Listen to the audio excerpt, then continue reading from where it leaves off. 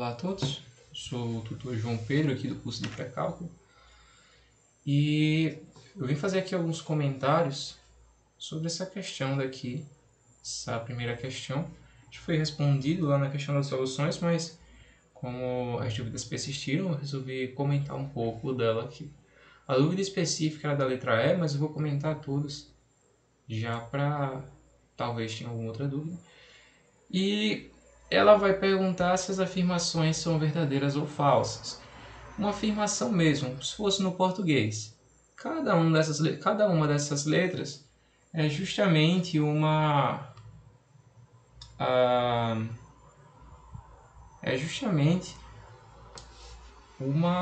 afirmação mesmo, uma frase, uma oração. Uma oração mesmo. Porque cada uma delas vai ter um verbo. Então, é o seguinte, essa primeira daqui, como é que a gente lê? Isso aqui está em termos matemáticos, então eu vou traduzir aqui para o nosso português. Ela está dizendo o seguinte, o número -7 pertence ao conjunto dos números naturais. Essa é a frase que ela está afirmando aqui. O que ela está afirmando é isso. Ok. -7 pertence ao conjunto dos números naturais? De modo bem breve, os números naturais são todos os números inteiros positivos. Como -7 é negativo, ele não pertence. Logo, essa afirmação daqui ela é falsa. Ok? Então, vou deixar aqui o F de falso. Segundo, ele está perguntando se 2,31414114 pertence ao conjunto de números racionais. Para quem não sabe, números racionais são aqueles que a gente pode escrever como uma fração. E aqui vocês vão lembrar do assunto de dízimas periódicas. Certo? Isso daqui é uma dízima periódica. Não é daquelas clássicas como 0,3333, mas é uma dízima periódica. E toda dízima periódica a gente pode representar como uma fração. A gente vai utilizar ali números com 9, né? 999, para fazer uma fração com elas. Então é possível sim a gente transformar isso daqui em fração. Para qualquer dúvida disso daqui, vejam os assuntos de dízima periódica. Então, como é possível a gente transformar uma fração, ele pertence sim aos números racionais. Letra C, π pertence aos números racionais? Não, π é um número irracional por si só, há toda uma demonstração disso. Os números irracionais são diferentes dos números racionais, tem por definição praticamente não ser um número racional. Então, verdadeiro, porque o π não pertence aos números racionais. Letra D, a questão da raiz de 9. Raiz de 9 pertence ou não aos números naturais? Quem é raiz de 9? Raiz de 9 é 3. Claro, para toda uma discussão aqui, pode ser também o -3. Porque -3 vezes -3 dá 9. Mas nesse caso daqui a gente fala realmente como uma forma mais simples. Acho que até o nosso colega fez um breve comentário lá na atividade acerca disso, colocou até um vídeo explicativo sobre esse assunto. Raiz de 9, então, é 3, e 3 pertence aos números naturais. Então, nesse caso daqui, essa afirmação ela é falsa. Ela é falsa. Pertence, sim, aos números naturais. Letra E, a gente que tem duas notações aqui de conjuntos, uma notação um pouco mais complexa. Isso aqui está expressando um conjunto, certo? Está expressando um conjunto de números qualquer. Só que ele utiliza de regras para fazer isso. Então ele usa a notação aqui das chaves e aqui dentro ele coloca regras. Deixa eu desligar aqui a regra. Que lindo. Enfim. Então a gente tem aqui o seguinte. O x. Esse daqui é o conjunto de números x. Tal que x pertence aos naturais. O conjunto, então, de todos os números naturais que estão entre 2 e 7, que são maiores que 2. Observe esse sinal. Tem que ser maior que 2. Vou escrever errado aqui. Maior que 2. Então aqui, x maior que 2. E menor que ou igual a 7. Eu posso escrever isso daqui da seguinte forma. O conjunto formado pelos números pertencentes ao conjunto de números naturais. Eu vou abreviar aqui e colocar só n, só para a gente adiantar. A n, conjunto formado pelos números pertencentes a n, que estão... Deixa eu escrever de uma forma melhor, porque senão... Que são maiores que 2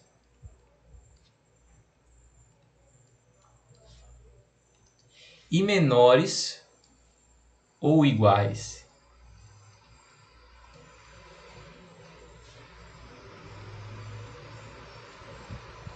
a 7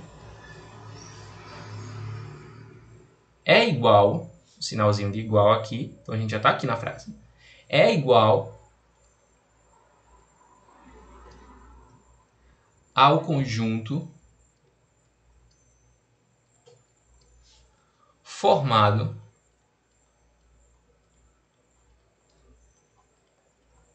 pelos números 3, 4, 5, 6 e 7.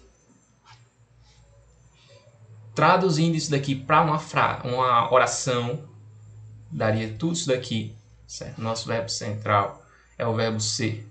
Sempre tem um verbo. Essa oração daqui ela é verdadeira ou é falsa? Certo? Então a gente pega aqui esse primeiro conjunto, os números naturais, ou seja, números inteiros positivos, 1, 2, 3, 4, 0, os que são maiores que 2 e menores ou iguais a 7, ou seja, quais são os números naturais que são maiores que 2? O 3, o 4, o 5, o 6 e assim por diante. E menores ou iguais a 7. Então, vou pegar os números que são menores ou iguais a 7. Então, para aqui no 7. Esse conjunto é igual a esse? É sim. Logo, essa afirmação daqui ela vai ser verdadeira. Ok? Então, sempre isso daqui é uma frase escrita com linguagem matemática. É uma afirmação lógica, certo? E a gente tem só que dizer se ela é verdadeira ou falsa. Então, essa daqui, no caso, verdadeira. Deixa eu escrever de vermelho. Verdadeira. Letra F, soma de frações. Soma de frações com denominadores diferentes. Isso aqui tem dois métodos, 2, 3, da gente resolver. O método mais fácil aqui que eu consigo enxergar é o de simplificação de fração. Eu vou utilizar meio que a simplificação de frações para fazer isso daqui. Então, como é que eu vou fazer isso daqui? Uma simplificação entre aspas, gente. Eu vou multiplicar o 3 sobre 2 por 2 sobre 2, ou seja, eu estou multiplicando ele por 1. Lembra da simplificação de frações? No caso, se eu tivesse, por exemplo, 3 sobre 3, eu dividi aqui por 1 e aqui por 1. Estou fazendo aqui a mesma coisa, só que eu estou multiplicando. Estou multiplicando aqui por 2 e aqui por 2. Ok? Então, estou fazendo isso daqui para igualar o denominador dele ao da segunda fração. Então, eu vou ter aqui 3 vezes 2, 6. 2 vezes 2, 4. E eu estou tendo essa fração daqui somada a 1 sobre 4. Agora elas estão com denominadores iguais. Outros dois métodos para vocês resolver isso daqui é aquele do sexto ano, né? Você vai calcular lá o MDC deles. E divide pelo de baixo, multiplica pelo de cima. Ou também tem o método borboleta, que é muito difundido aí pelo YouTube. Você multiplica o de baixo com o de baixo. 2 vezes 4, 8. E em cima você vai multiplicar cruzado. 2 vezes 1, 2. Aí usa o sinalzinho aqui de soma. 3 vezes 4, 12. Então dá 2 mais 12, 14 sobre 8. Isso aqui você vai simplificando, simplificando, simplificando. Primeiramente aqui por 2 vai dar 7 sobre 4. E o outro seria esse daqui, né? Que a gente estava fazendo. Então a gente tem aqui o 6 sobre 4 que a gente chegou. E eu vou somar com a segunda fração, que é 1 sobre 4. Dá a mesma coisa, que dá 7 sobre 4. 7 sobre 4 é igual a 4 sobre 6? Não, se vocês quiserem passar aí para a mesma base, né, para comparar, ou a gente pode usar também o princípio de frações equivalentes. Pegar aqui 4 sobre 6. 4 sobre 6, a grosso modo eu vou fazer aqui o meu pelos extremos, certo? É igual a 7 sobre 4. Então faço aqui meio pelos extremos. 4 vezes 4, 16. É igual a 7 vezes 6.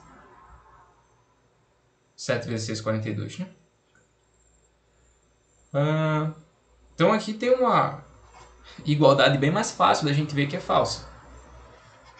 Então, logo, essa frase aqui é falsa. Ok? E eu apaguei aqui. Vou ver aqui a letra B era... Se uma dízima pertence. Letra F a gente viu que é falsa. E por último aqui a multiplicação de frações.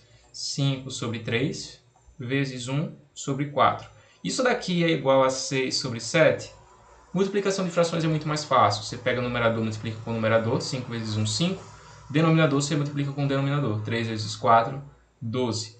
5 sobre 12 é igual a 6 sobre 7. Faz aqui meio pelos extremos, frações equivalentes. 5 vezes 7 vai dar 35. 12 vezes 6 vai dar 72. E aqui a gente vê que é totalmente diferente.